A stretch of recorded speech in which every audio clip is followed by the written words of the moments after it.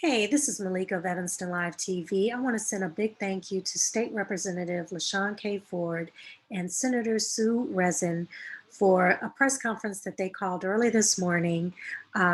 It streamed live from the Blue Room, though it was via Zoom, but it was streamed through Blue Room through the Capitol, Springfield. And it was a very, very important press conference. I wish I had known it was going to be streaming live from the Blue Room. I would have had everybody tune in, um, but you'll be able to see it later. I believe the Sun Times has already written up on it, did a write up on it this morning. Uh, but what was important about this press conference was it was bipartisan. So you had the Democrat and a Republican coming together because they want to call for a hearing so that our governor, J.B.Pritzker, will hear all the concerns that are going throughout all the communities in the state of Illinois in regards to COVID-19 and how it's really impacting communities throughout the state.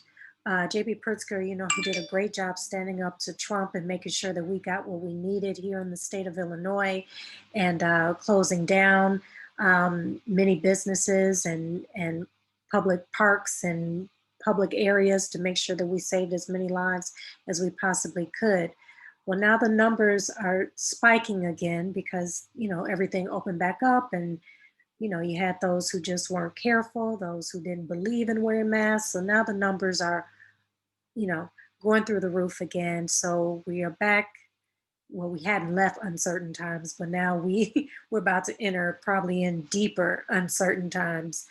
And so Representative Ford and Senator Rezin, they just really want the governor to hear what's really going on throughout the state of Illinois, what's going on with people throughout the state of Illinois. So they believe that it should be a public comment um, for people to voice what's really going on. And I appreciate them allowing me to speak this morning at the press conference. I brought up two issues that I think are very, very important. Um, as the numbers are spiking, and more businesses are closing down. That means more people losing their jobs, being laid off, and people losing income, unemployment insurance. And the problem with filing for unemployment um, right now in the state of Illinois during COVID is many people can't even get through to file. So that first wave of COVID, some people got unemployment and a lot of people couldn't even get through to fill out the information. So they've been hanging on by a thread getting through this first wave of COVID. Um, and they hung in there. And so now the numbers are spiking again. And if they don't get assistance, it's really going to be some dark times for a lot of people. So though we know the people at the unemployment office are busting their tails, working very, very hard to respond to everyone and to get those applications through and approved to get the help that people need during this crazy pandemic that we're in, they can't help that the technology fails.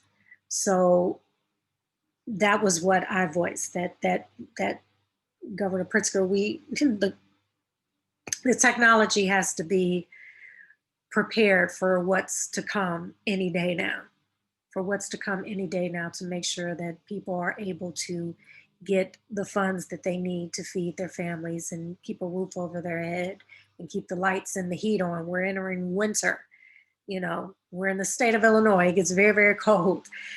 So people are very, very concerned if they're even going to be able to get through the system to fill out for unemployment. And understand, unemployment is not something people choose.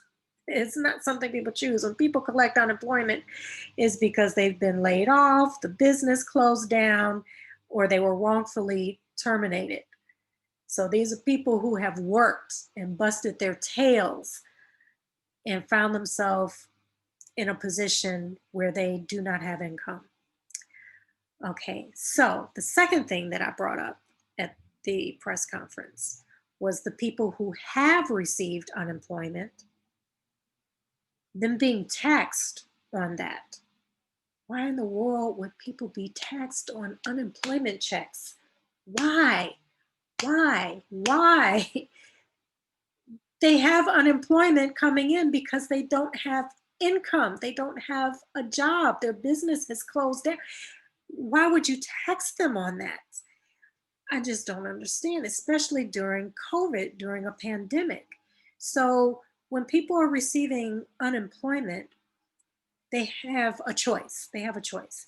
They can either have the taxes taken out right away, which until things can change, that would probably be the smart way to go. Just go ahead and have it taken out. But I do understand, you need every dime of that check to cover your needs, to supply the people in your household.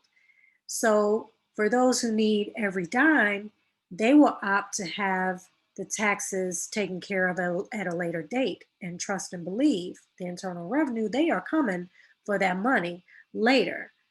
So, it doesn't appear that COVID is going away within the next 6 months. We might be looking at another year. So I don't think people should be taxed on that. And that was my voice this morning in the press conference. People should not be taxed. I don't think they should be taxed, period, but definitely during COVID-19, people receiving unemployment should not be taxed on that. They should not. Okay, so I just wanted people to know what Meleika said in the press conference today.